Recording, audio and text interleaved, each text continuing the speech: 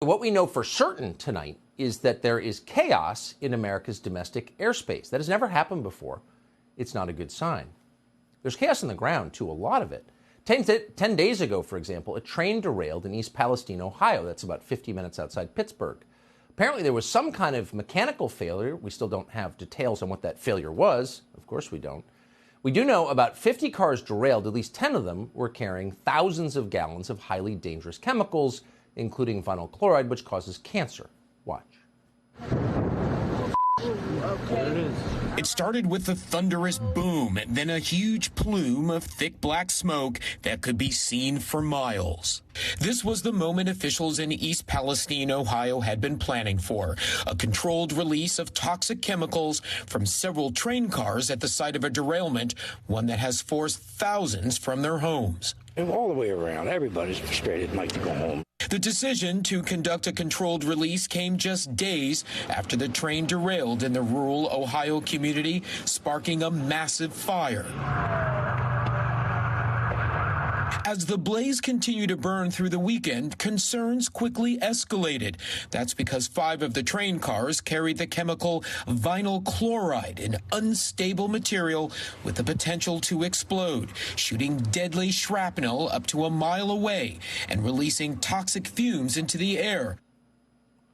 We don't want to second guess anybody. We got to assume everybody involved was doing their best under a highly stressful situation. But did you see that mushroom cloud?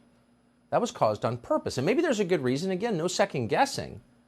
But what it means is those clouds of toxic smoke flew up and out. And that toxic smoke almost immediately began killing animals. Dead fish washed up on shore. As one hazardous materials specialist put it, we basically nuked a town with chemicals. So then representatives from the EPA, the Environmental Protection Agency, arrived to restore calm.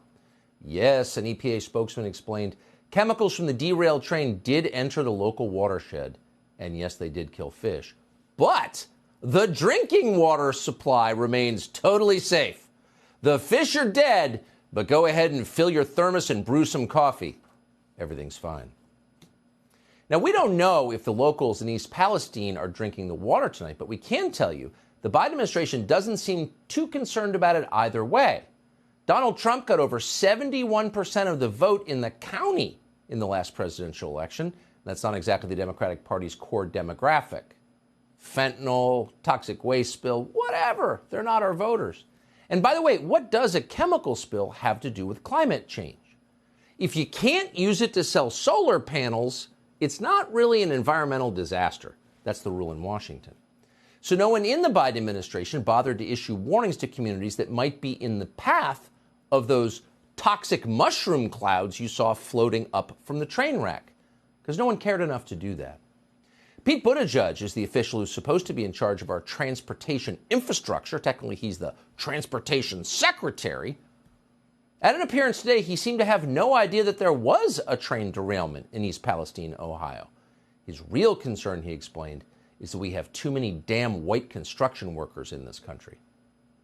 We have heard way too many stories from generations past of infrastructure where you got a neighborhood, often a neighborhood of color, that finally sees the project come to them, but everyone in the hard hats on that project looking like, doing the good-paying jobs, don't look like they came from anywhere near the neighborhood. Yeah, that's the problem, Mayor Pete.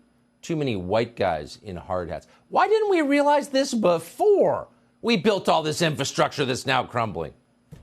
It's actually not funny, and future historians will marvel at just how much damage one incompetent narcissist can cause when he's elevated to a serious job, like transportation secretary. Here's a guy who could not, on a bet, who could not at gunpoint change his own tire, who oversees our roads, railways, and airports, all of which are crumbling from mismanagement and neglect. And not just from mismanagement and neglect, but also from actual acts of sabotage. Over the last 2 years, the FBI has investigated more than 40 cases of rail sabotage in Washington state alone, in one state. Now, a lot of those attacks involve so-called shunt devices. Those are wires stretched between tracks that interfere with the train's electrical signals and cause derailments. In one incident, just before Christmas in 2020, a shunt caused a train to derail in Custer, Washington. That train spilled 30,000 gallons of crude oil and forced locals to evacuate their homes. Well, that's not the environmental disaster that Joe Biden talks about, because, of course, he can't buy solar panels from the Chinese to fix it. But it was, objectively speaking, an act of terrorism. The interesting thing is, very often, in fact, in the majority of cases, people who commit acts of terrorism against infrastructure, whoever they are never punished. And the ones who are caught aren't really punished. One woman who tried to destroy trains using a shunt got out of jail after only a year. Oh. So no one's paying any attention and no one really seems to care, because what does that have to do with environmental racism and climate? And possibly as a result of that attitude, there are an awful lot of train derailments in this country, many more than you may realize. In the last calendar year, more than 1,000 trains went off the tracks in the United States. Well, how's that for a metaphor? Just today, 2 more trains derailed. One of them was in South Carolina and one was in Texas near Houston. The train near Houston was also carrying hazardous materials, as so many trains are. What's going on here exactly? We're not even going to guess. But we can tell you the chaos is not limited to our rail system. There have also been many recent attacks on our power grid. Very few of those attacks have been widely reported.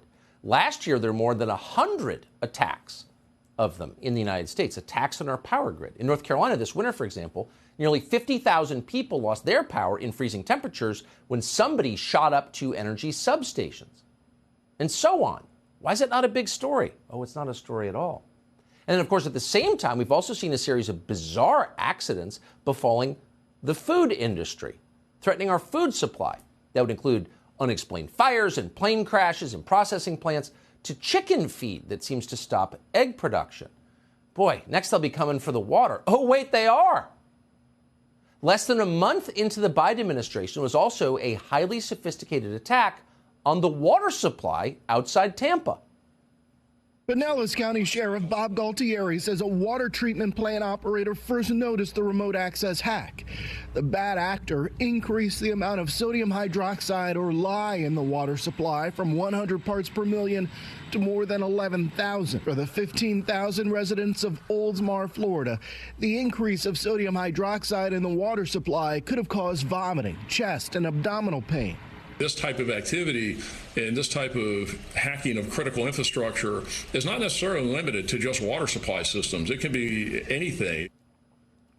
Oh, an attack on our water supply. That's weird. I didn't read that in the New York Times. But what's interesting, not to connect the dots or anything, that was not the only attack on our water supply that year. In January 2021, there was a similar effort to poison the water treatment plant that serves the San Francisco Bay Area. An unidentified hacker accessed the facility's computers remotely. According to NBC, quote, after logging in, the hacker deleted programs that the water plant used to treat drinking water. Now, fortunately, in this case, somebody noticed it. The next day, the attack was discovered and those programs were reinstalled, so nobody got poisoned. But they kept trying. There were similar hacks of water treatment facilities in California in August of 2021. There was one in Maine in July of 2021. There was one in Pennsylvania in May of 2021. In Nevada in March. In New Jersey in September of 2020. In Kansas in March of 2019. And so on. So who's looking after our water supply? Water, that's kind of basic. Well, that's the job of the EPA. But what does protecting the water have to do with passing out cash in the name of remediating environmental racism? Oh, nothing! So they're not paying attention. In fact, they're not paying attention to such an extent that even the Washington Post, which is a shill for the administration if there ever was one, pointed out that, quote, for more than 2 decades, the EPA has not been resourced or organized to secure the nation's water and wastewater sector against physical and cyber threats. Wait a second. So nobody's paying attention to the most critical infrastructure, not the racist roads, but food, water, energy, transportation infrastructure, food, water, energy infrastructure. What does that add up to? Oh, that adds up to a country. You can't have a country without those things. And in every single case, whatever the cause, our food, water, energy, and infrastructure are being degraded. Who knows why? If you didn't know any better, you'd think there might be a war going on.